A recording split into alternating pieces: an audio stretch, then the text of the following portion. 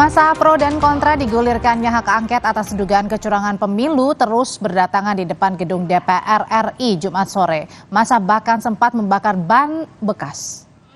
Massa kubu pro hak angket tiba di depan gedung DPR dan disusul dengan kubu yang kontra hak angket tiba di lokasi pukul 15:30 sore. Massa pro hak angket bahkan sempat membakar ban bekas di depan gedung DPR.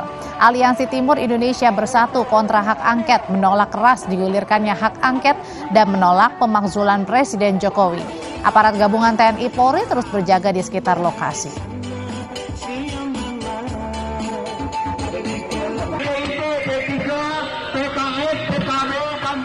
Beralih ke informasi kecelakaan, sebuah bus yang melayani rute Sumeneb, Jakarta terguling dan terseret hingga 20 meter di Jalan Nasional Sumeneb, Makassar.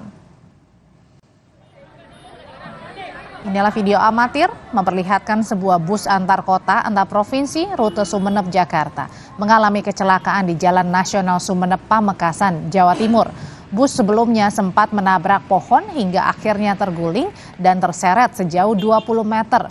8 penumpang mengalami luka termasuk sang sopir dilarikan ke puskesmas terdekat untuk mendapat perawatan.